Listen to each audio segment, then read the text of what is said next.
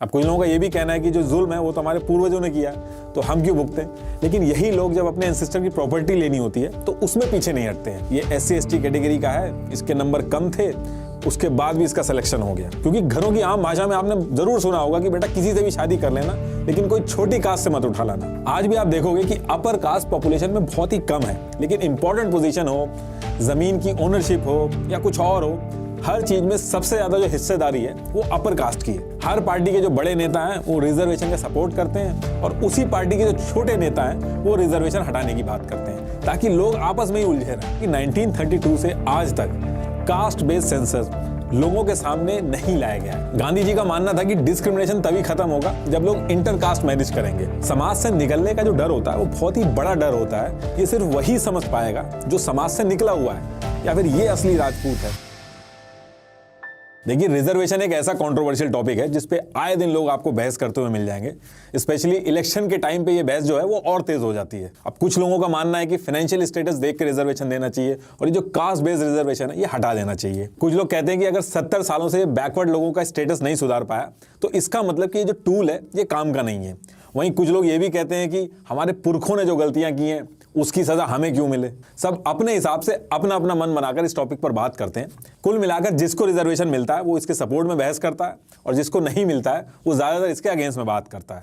आप अपने आसपास नोटिस करोगे तो आपको यही पैटर्न मिलेगा मोस्टली। अब देखिए, अगर ऑलरेडी कुछ मन बनाकर आप ये वीडियो देखेंगे तो मुझे पता है फिर आप हर्ट होंगे ही, क्योंकि इसमें मैं काफी कंट्रोवर्शियल चीजें डिस्कस करने वाला हूं। लेकिन मेरी इंटेंशन इसके पीछे बस इतनी है कि जब हम रिजर्वेशन के बारे में बात करें तो हमारे पास इसकी सही डिटेल्स हो, व्हाट्सएप यूनिवर्सिटी के फेक प्रोपेगेंडा वाली न्यूज ना हो। जो इन्फॉर्मेशन अवेलेबल है उसको लेके मैं कुछ लॉजिक्स और फैक्ट्स आपके सामने रखूंगा ताकि आप अपनी सोच बना सको। इससे पहले कि हम रिजर्वेशन डिस्कस करें, कुछ डेटा डिस्कस करना ज्यादा जरूरी है ताकि एक्चुअल ग्राउंड रियलिटी क्या है वो समझने में आसानी हो। देखिए, इंडिया की टोटल पॉपुलेशन 2011 के सेंसस के हिसाब से 121 करोड़ है, जिसमें से 20 करोड़ SC हैं और 10 करोड़ ST हैं। यानी कि SC की पॉपुलेशन 16.63% है टोटल पॉपुलेशन की और ST की पॉपुलेशन 8.61% हुई। OBC के डेटा को लेके काफी कंट्रोवर्सी है, वो अभी आगे समझ में आ जाएगा। लेकिन मंडल कमीशन के हिसाब से OBC की जो टोटल पॉपुलेशन है वो 52% है और NSSO के सर्वे के हिसाब से 41% है। तो मोटा मोटी अवेलेबल डेटा से हम ये अंदाजा लगा सकते हैं कि टोटल पॉपुलेशन में अराउंड 75% बैकवर्ड क्लास है और बाकी जो बचे हैं वो 25% वो जनरल कास्ट है। वहीं इस पॉपुलेशन में से रिजर्वेशन की बात करें तो SC की पॉपुलेशन 16.63% है और उनको 15% रिजर्वेशन मिला है, और ST की बात करें तो उनकी पॉपुलेशन 8.61% है और उनको 7.5% मिला हुआ है, और OBCs की पॉपुलेशन 52% है, उनको 27% रिजर्वेशन मिला हुआ है। तो अराउंड 75% बैकवर्ड क्लास में से 50% को रिजर्वेशन मिला हुआ है। और अभी जो 10% EWS मिलता है उसकी बात हम आगे करेंगे। अब देखिए, इसमें सबसे ज्यादा डिस्कशन चलता है कि रिजर्वेशन तो खुद एक डिस्क्रिमिनेशन है। आप जाति के आधार पर भेदभाव करके किसी को ज्यादा और किसी को कम रिजर्वेशन दे रहे हो, और हमारा लॉ कहता है कि हर कोई कानून की नजर में इक्वल है और इक्वालिटी हमारा फंडामेंटल राइट है। तो रिजर्वेशन तो इलीगल हुआ। तो एक ऐसा टूल जो खुद डिस्क्रिमिनेशन कर रहा है वो डिस्क्रिमिनेशन से कैसे बचा पाएगा। अब देखिए, ये सारी चीजें डिस्कस करने के लिए पहले हमें अपने आप को ऑब्जर्व करना पड़ेगा कि हम अपने परिवार में कैसे बिहेव करते हैं। मान लीजिए आपके परिवार में 2 बच्चे हैं, एक 5 साल का है जो चल सकता है और दूसरा बच्चा अभी छोटा है। तो अगर हमें कहीं जाना हो तो वहां पर हम क्या करते हैं, जो छोटा बच्चा है जो चल नहीं सकता उसको गोदी में ले लेते हैं और जो चल सकता है उसको चलने दिया जाता है। या फिर ये कहते हैं कि इस घर में इक्वालिटी फॉलो होती है, दोनों के लिए रूल सेम रहेंगे, दोनों को चलना पड़ेगा। अब ऐसे ही अगर आप घर में मान लो कि घर में 2 भाई हैं, अगर किसी वजह से एक भाई की हेल्थ वीक है और उसको डॉक्टर ने कहा है कि इसको अच्छी खुराक की जरूरत है, तो आप क्या कहोगे कि घर में तो इतना ही राशन आता है, सब में बराबर बटेगा, इक्वालिटी होगी, या फिर जिस भाई को अच्छी खुराक की जरूरत है उसको ज्यादा खुराक दोगे जब तक वो ठीक ना हो जाए। ऐसे ही अगर आप मान लो कि आप ट्रैवल कर रहे हो अपनी फैमिली के साथ कहीं पे और एक सीट खाली है वहां पे, तो उस टाइम पर जो पहले पहुंच जाता है वो बैठता है या फिर कोई फीमेल या बुजुर्ग आदमी होता है उसको आप सीट देते हो। देखिए, जब हम अपने घर की बात करें तो आप नोटिस करोगे कि हम घर में भी किसी को कम किसी को ज्यादा प्रायोरिटी देते हैं, और ये प्रायोरिटी एक तरह का डिस्क्रिमिनेशन ही होता है जिसकी वजह से इक्वालिटी आती है। ऐसे ही हमारे कॉन्स्टिट्यूशन के लिए पूरा देश एक परिवार है और वो एग्जैक्टली वैसे ही एक्ट करता है जैसे हम अपने परिवार में एक्ट करते हैं। और हमें रिजर्वेशन इसलिए बुरा लगता है क्योंकि जैसे ही हम परिवार के बाहर निकलते हैं हम बाकी लोगों को बाहरी समझते हैं। जब हम अपने घरों में ये सारी चीजें कर रहे होते हैं तो हम ध्यान नहीं देते हैं, लेकिन हम ये इसलिए कर रहे होते हैं कि अनसेड कम्युनिकेशन में एक स्टेबिलिटी मेंटेन हो घर के अंदर। अगर हम ह्यूमन ग्राउंड को भी छोड़ दें, लॉजिकली भी देखें तो रिजर्वेशन एक मजबूरी है। अगर आप घर का एग्जाम्पल लो, किसी फादर के 3 बेटे हैं और वो इन तीनों बेटों में से किसी एक को इग्नोर करना शुरू कर दे, आप देखोगे कि वो लेफ्ट आउट भाई आगे चल के घर वालों के अगेंस्ट में हो जाता है, भाइयों के अगेंस्ट में हो जाता है, वो उस घर के लिए डेंजरस हो जाता है। इसलिए एक अक्लमंद फादर कभी भी अपने बेटों में फर्क नहीं करता है, जरूरत के हिसाब से चीजें मैनेज करके सबको साथ में लेकर चलता है। ऐसे ही अगर कोई कंट्री है और उसमें किसी कम्युनिटी के साथ डिस्क्रिमिनेशन और इनइक्वालिटी बहुत ही ज्यादा लेवल पे बढ़ जाती है तो वो रिबेलियस हो जाते हैं। छत्तीसगढ़ और झारखंड का एग्जाम्पल हमने देखा है कि वहां पे कैसे लोग नक्सली बन गए। रेड कॉरिडोर जो एरिया बोला जाता है, वहां पे बिजनेस वगैरह करने में कितनी दिक्कत आती है। नक्सली आज की डेट में बहुत ही बड़ी प्रॉब्लम बन गया इंडिया के लिए। और ये सिर्फ इंडिया की ही बात नहीं है, किसी भी देश की गवर्नमेंट अगर किसी एक स्टेट को इग्नोर करना शुरू कर दे तो आप देखिएगा कि वो एक स्टेट पूरे देश के लिए थ्रेट बन जाती है। यही रीजन है कि सिर्फ इंडिया ही नहीं, इंडिया के बाहर के देशों में भी रिजर्वेशन दिया जाता है, क्योंकि देश सबको साथ लेकर चलने से बनता है। वरना देश के लिए एक न्यूक्लियर बॉम्ब से भी बड़ा खतरा हो जाता है अगर देश के अलग अलग कम्युनिटी देश के ही खिलाफ हो जाए। हम बात करते हैं कि हम वर्ल्ड की लार्जेस्ट डेमोक्रेसी हैं, लेकिन जब तक हर कम्युनिटी का पार्टिसिपेशन नहीं होगा, आप पेपर में तो लार्जेस्ट डेमोक्रेसी हो जाओगे लेकिन एक्चुअल में नहीं होगे। अभी हम थोड़ा सा पीछे जाएं तो इंडिया में कास्ट सिस्टम की जगह वर्ण का सिस्टम था। पढ़ाई और एजुकेशन सिर्फ ब्राह्मण करते थे, रक्षा और राजपाट क्षत्रिय संभालते थे, वैश्य सिर्फ व्यापार करते थे और जो शूद्र थे वो इन तीनों वर्णों की सेवा करते थे। लेकिन इनमें कोई ऊपर या नीचे नहीं था, ये सिर्फ काम के हिसाब से डिवाइडेड था। हर जगह ऐसे ही था, इंडिया के बाहर भी ऐसे ही था। अगर आप इंडिया के बाहर नाम सुनते होंगे स्मिथ वगैरह, तो उनका भी नाम उनके काम के हिसाब से ही पड़ गया था। स्मिथ जो थे वो लोहार को बोला जाता है। अगर उस टाइम पे सबको पता होता कि एजुकेशन से ज्ञान आएगा और जिसके पास ज्ञान ज्यादा होगा वही रूल करेगा, शायद सिचुएशन अलग होती। लेकिन काम के बेसिस पर यह डिवीजन हुआ और आगे चलकर जिसके पास राज और एजुकेशन थी वो बड़े होते गए, बढ़ते गए और अपने हिसाब से रूल सेट करते गए और पूरा सिस्टम भेदभाव में बदल गया। आज हम भली रिजर्वेशन की बात करते हैं, लेकिन अपर क्लास के पास एजुकेशन में 100% रिजर्वेशन हजारों साल से था। वो आगे बढ़ते रहे, यहां तक कि इंडिया की रोड्स तक पे 100% रिजर्वेशन था। बैकवर्ड क्लास को रोड पर जाना तक अलाउड नहीं था। बैकवर्ड क्लास के जो मेल्स थे उनको अपने गले में कुल्हड़ लटका के चलना होता था ताकि वो जमीन पे थूक ना पाए। कमर पर झाड़ू बांध कर रखनी होती थी ताकि अगर पैर के निशान पड़ जाएं तो उनको हटा सकें, ताकि अपर क्लास वाले उस पर चल सके। अनटचेबिलिटी, छुआछूत, ये इंडिया की रियलिटी है, इसको हम इग्नोर नहीं कर सकते। महाभारत के भी टाइम पे लिखा था कि एकलव्य अर्जुन से ज्यादा टैलेंटेड थे, लेकिन वो अपनी कास्ट की वजह से कुछ नहीं कर पाए। आप खुद सोच के देखिए, जिसको छूना अलाउड नहीं था वो कुछ भी नहीं कर सकता, उसको इंसान ही नहीं माना जा रहा था। जानवरों से भी बदतर हाल किया गया था। जानवरों से दूध पिया जा रहा था, उनको दूध पिलाया जा रहा था, चींटियों को आटा खिलाया जा रहा था, लेकिन इंसान को छूना अलाउड नहीं था। और जब छूना अलाउड नहीं था तो वो ना तो पढ़ सके, ना उनको नौकरियां मिल सकी, और इस वजह से उस पर्टिकुलर कम्युनिटी की जो कैपेबिलिटी है वो कम होती गई। जनरेशन टू जनरेशन यही चलता रहा। लेकिन इस चीज को बिना समझे लोग बड़ी आसानी से बोल देते हैं कि बैकवर्ड क्लास कम कैपेबल होते हैं। कुछ लोग तो आम भाषा में बोल देते हैं कि जीन्स स्ट्रांग होते हैं अपर क्लास वालों के। आपने अपने आसपास बातों बातों में सुना होगा कि आप लगते नहीं हो कि आप एससी हो, या फिर आप एसटी नहीं लगते हो, या फिर ये असली राजपूत है। ये बातें बहुत ही कॉमन है, लेकिन दिखाती है कि हम अंदर सोचते क्या है। जबकि असल बात यह है कि बैकवर्ड क्लास से हजारों साल तक अपॉर्चुनिटी छीनी गई है, इस वजह से वो हमारी बराबरी पे आके नहीं खड़े हो पा रहे हैं। अब यूएस की बात करें तो वहां पे जो गोरे हैं वो इंपॉर्टेंट पोजीशन पे ज्यादा हैं ब्लैक के कंपैरेटिवली। तो इसका मतलब ये थोड़ी कि ब्लैक कम कैपेबल हैं, इसका सिंपल सा मतलब ये है कि वहां पे भेदभाव हुआ है। इनफैक्ट अगर आप हिस्ट्री देखोगे इंडिया की, तो जो इंडिया के शिल्पकार थे ये बहुत ही ज्यादा स्किलफुल थे। बाहर के देशों से लोग देखने आते थे कि यहाँ के लोहार आयरन में कार्बन क्यों मिक्स कर रहे हैं ताकि जंग ना लगे। पीतल के बर्तन बनाने का प्रोसेस बहुत ही अच्छे से ये लोग जानते थे, जबकि बाहर के लोगों को सोने और पीतल में डिफरेंस तक नहीं पता था। वेद व्यास जी जो दासी पुत्र थे, आज की भाषा में वो दलित होते, लेकिन वो महर्षि थे। महर्षि वाल्मीकि, महर्षि अतारी, आज की लैंग्वेज अगर यूज होती तो ये सारे दलित थे। जैसे जैसे भेदभाव शुरू हुआ ये लोग पीछे होते गए। आप किस कास्ट में पैदा हुए हो इसमें आपका कोई रोल नहीं है, आपके आसपास एनवायरनमेंट कैसा मिल रहा है, आपको अपॉर्चुनिटी क्या मिल रही है, वो बहुत ही इंपॉर्टेंट चीज है। अब डॉक्टर भीमराव अंबेडकर जी के बारे में लोग आज इतनी बात करते हैं, जब वो स्कूल में गए थे तो उनको अपनी खुद की बोरी घर से लेके जानी पड़ती थी, क्योंकि उनको क्लास के साथ बैठना अलाउड नहीं था। बाहर बैठ के पढ़ते थे। पानी भी प्यून दूर से देता था, जिस दिन प्यून नहीं आता था उनको पानी नहीं मिलता था। इस तरह की स्ट्रगल से लेके कैसे उन्होंने अपना नाम कमाया कि आज अमेरिका की कोलंबिया यूनिवर्सिटी तक में उनकी मूर्ति स्थापित है। ये कहानी काफी इंस्पायरिंग है और आपको भी जाननी चाहिए, और इसके लिए आपको बुक खरीदने की या फिर पढ़ने की जरूरत नहीं है। आप डॉक्टर भीमराव अंबेडकर जी की ऑडियो बुक सुन सकते हो। अवेलेबल है कुकू एफएम पर, जहां से मैंने भी सुना है। और आप अपनी कन्वीनियंस से कभी भी इस ऑडियो बुक को कभी ट्रैवल करते हुए, गार्डनिंग करते हुए आराम से सुन सकते हो। इसके लिए आपको बुक लेके बैठने की जरूरत नहीं है। कुकू एफएम इंडिया का सबसे बड़ा ऑडियो शो प्लेटफॉर्म है। अगर आपको और फील्ड में इंटरेस्ट हो, जैसे हिस्ट्री, एजुकेशनल, फिटनेस, एंटरटेनमेंट, तो आप अपनी पसंद से ऑडियो बुक सुन सकते हैं। और इस बार और ज्यादा नॉलेजेबल बनने का न्यू ईयर रेजोल्यूशन तो पूरा होना ही है, क्योंकि कुकू एफएम पहली बार फर्स्ट मंथ की सब्सक्रिप्शन पर 50% डिस्काउंट दे रहा है, यानी कि 99 रुपीज का सब्सक्रिप्शन 49 में। बस आपको मेरे लिंक पे जाकर ऐप को डाउनलोड करना है और कूपन कोड NR50 यूज करना है। तो go and subscribe the app now, link is in the description. तो टॉपिक पे वापस आते हैं। एक तरफ एक बच्चा है जिसके माँ बाप एजुकेटेड हैं, सही टाइम पे उन्होंने बच्चे को अच्छे स्कूल में डाल दिया, उसकी 2-2, 3-3 ट्यूशन लगा दी हैं, अलग अलग स्पोर्ट्स भी खिलाए जा रहे हैं, सही टाइम पे उसको लैपटॉप मिल गया, वो अच्छे से लैपटॉप भी चलाना जानता है। वहीं दूसरी तरफ एक बच्चा है जिसके माँ बाप पढ़े लिखे नहीं है, सरकारी स्कूल में बस नाम लिखवा दिया गया है, घर पे पैसे भी नहीं है, इसलिए उसको काम पे भी जाना पड़ता है, आसपास का माहौल सही नहीं है, उसने लैपटॉप तो देखा तक नहीं है। तो इन दोनों में से अगर किसी की नौकरी लगेगी तो किसकी लगेगी? जो पहला बच्चा है उसी की नौकरी लगेगी, वही सक्सेसफुल होगा, वही आगे बढ़ेगा, और फिर ये एक साइकिल बन जाता है। और ये चीज़ यहीं नहीं खत्म होगी, सेम चीज़ इनके बच्चों के साथ भी होगी।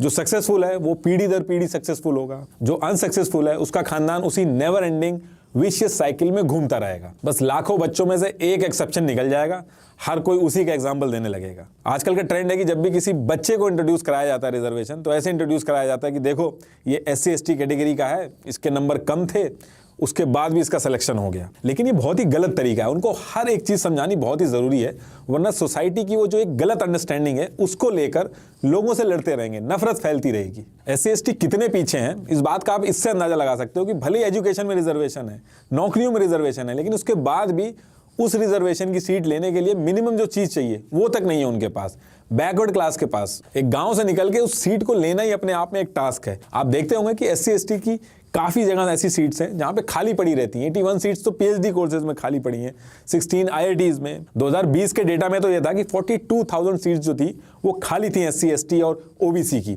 हाल इतना ख़राब है कि उस मिली हुई सीट को लेने के लिए जो एक बेसिक रिसोर्सेज चाहिए वो तक नहीं थे। 1000 लोग 1000 सीट के लिए एग्जाम देते हैं, उसमें से 20 से 25 सीट जो होती हैं वो बैकवर्ड क्लास को मिल जाती हैं। जितने लोगों का नहीं होता है सब मिलके सोशल मीडिया और अपने दोस्तों के सामने इन जितने लोगों को सीट मिली है इनको जलील करते हैं। ये सुनने में बहुत ही नॉर्मल लगता है, लेकिन किसी कम्युनिटी को एक सोसाइटी से कट ऑफ करना बहुत ही पेनफुल है। जो लोग गाँव में रहते हैं उन्होंने खाप पंचायत का नाम ज़रूर सुना होगा, और भी अलग अलग पंचायत होती हैं। वो इतनी स्ट्रांग क्यों होती हैं? क्योंकि लोगों को डर होता है कि इनके नियम अगर फॉलो नहीं किए तो हमें समाज से निकाल दिया जाएगा। समाज से निकलने का जो डर होता है वो बहुत ही बड़ा डर होता है। ये सिर्फ वही समझ पाएगा जो समाज से निकला हुआ है, जो पीछे छूटा हुआ है। अंग्रेज हमें जान से थोड़ी मार रहे थे, वो भी तो हमारे साथ यही कर रहे थे, वो भेदभाव कर रहे थे, जिसके लिए हमने कितनी कुर्बानियां दी।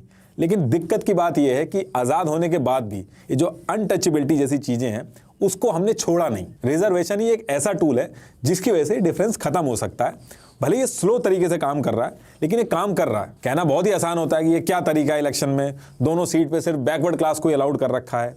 लेकिन असल बात ये है कि अगर ऐसा नहीं होगा तो बैकवर्ड क्लास नहीं जीत पाएगा। डरा के, धमका के, पैसे के जोर पे वो नहीं जीत पाएगा।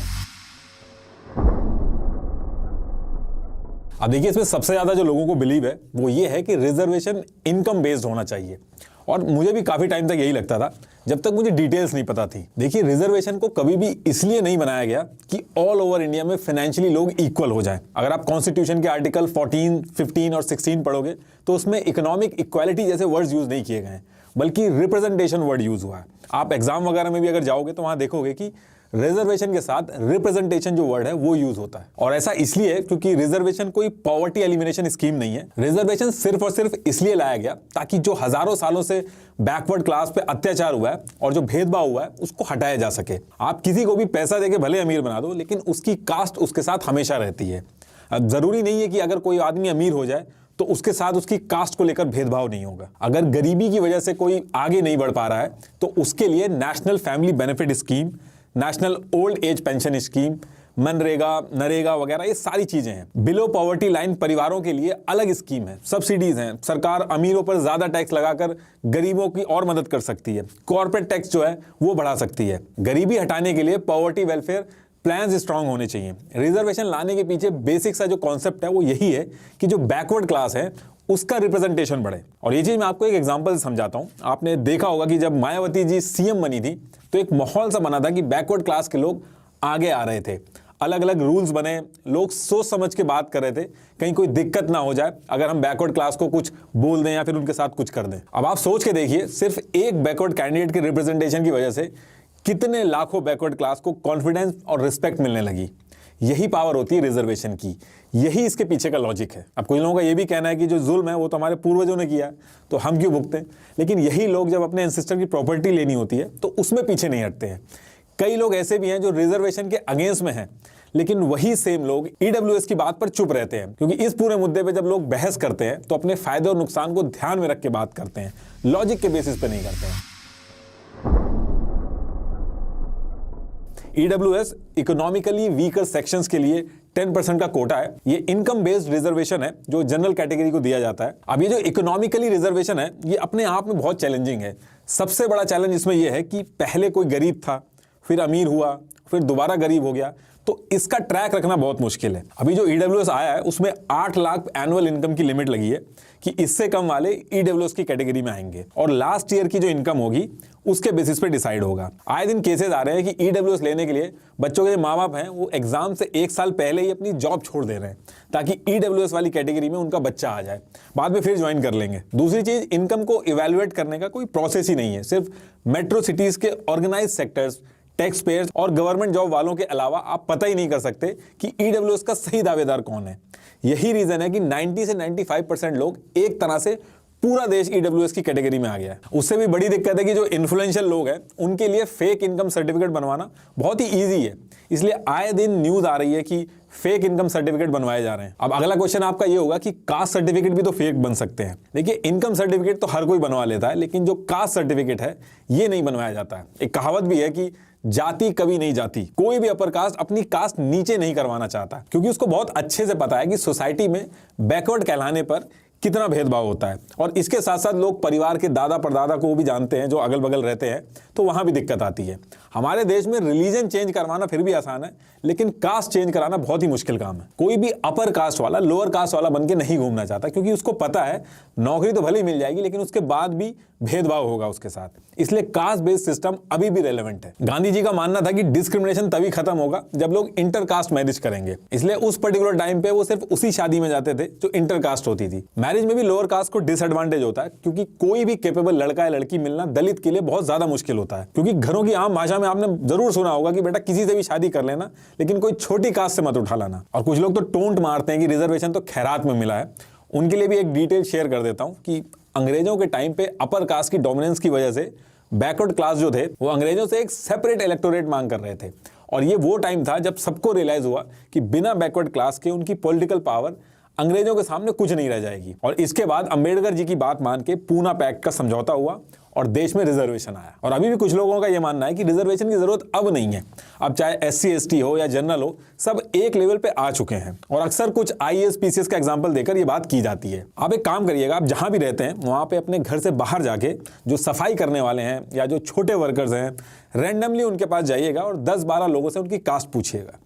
कोई भी सिंघानिया, ओबरॉय, सूर्यवंशी, ये सब कास्ट आपको सुनने को नहीं मिलेगी। और उस दिन आपको पता चलेगा कि रिजर्वेशन की जरूरत क्यों है। होता क्या है कि दिल्ली, मुंबई जैसे मेट्रो सिटीज के मॉल में चक्कर लगा के चाय की दुकान में डिस्कशन करने में बहुत आसान लगता है कि रिजर्वेशन हट जाना चाहिए, लेकिन एक्चुअल जो ग्राउंड रियलिटी है वो बिल्कुल ही अलग है। आप जरा गांव की साइड जाएंगे, कस्बों की साइड जाएंगे तो वहां ग्राउंड रियलिटी एकदम अलग है। अभी गवर्नमेंट UPSC के लिए एक लेटरल एंट्री रिक्रूटमेंट लाई थी, जिसमें बिना एग्जाम के, बिना रिजर्वेशन के डायरेक्ट इंटरव्यू के थ्रू लोगों का रिक्रूटमेंट हो रहा था। और उसमें किसी भी तरीके का रिजर्वेशन नहीं दिया गया था। उसमें जितने भी लोग सेलेक्ट होकर आए थे उसमें एक भी बैकवर्ड क्लास का नहीं था। अगर आज की डेट में रिजर्वेशन बंद कर दिया जाए तो जो स्लो स्पीड से बैकवर्ड क्लास आगे बढ़ रहा है वो एकदम रुक जाएगा। आज भी आप देखोगे कि अपर कास्ट पॉपुलेशन में बहुत ही कम है, लेकिन इंपॉर्टेंट पोजीशन हो, जमीन की ओनरशिप हो या कुछ और हो, हर चीज में सबसे ज्यादा जो हिस्सेदारी है वो अपर कास्ट की है। और ये कोई कोइंसिडेंस नहीं है। देश भर की जितनी भी इंपॉर्टेंट पोजीशन है उसमें 400 से भी ज्यादा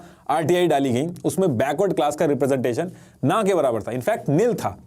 इन 400 RTIs का लिंक मैंने YouTube के डिस्क्रिप्शन में दे दिया, ये आप देख लीजिएगा। देखिए, प्रॉब्लम ये नहीं है कि अपर कास्ट ज्यादा अच्छी पोजीशंस पे है, प्रॉब्लम बस छोटी सी है कि कुछ अपर कास्ट वालों को, सबकी बात नहीं कि मैं कर रहा हूं, कुछ अपर कास्ट वालों को ये लगता है कि उनका हक मारा जा रहा है और वो एक गुस्सा लेके घूम रहे हैं SC STs के खिलाफ। अभी आप हाल ही फिलहाल में देखोगे 2020 में विकास कुमार को सिर्फ इसलिए गोली मार दी गई क्योंकि वो छोटी जात का होके भी मंदिर में घुस रहा था। इंडिया के प्रेसिडेंट जब मंदिर में गए थे, उनके लिए भी कुछ लोगों ने अफवाह फैला दी थी कि इनको भी नहीं घुसने दिया जाना चाहिए, लेकिन बाद में इसका क्लैरिफिकेशन हुआ और वो फिर मंदिर के अंदर गए। मैं आपको अपना भी एक एग्जांपल बताता हूँ कि बचपन का मेरा दोस्त जो जूनियर क्लास से मेरे साथ में था, डेली मेरे साथ रहता था, 12th क्लास में जाकर मुझे पता चला कि वो SC है। जब उसने एक फॉर्म भरा, वो स्कूल के पूरे ग्रुप से छुपाता था कि वो बैकवर्ड क्लास से। अब देखिए कुछ तो रीजन होगा कि आज भी बैकवर्ड क्लास ये बताने से झिझकते हैं कि वो SC ST हैं। बचपन में मैं जिस एरिया में रहता था, वहाँ पर सफाई करने वाले जितने भी लोग आते थे, वो एक एरिया डिसाइड करके एक साथ रहने लगे थे। उन लोगों ने मिलकर उनकी कम्युनिटी के एक बच्चे को स्कूल में एडमिशन करवाया।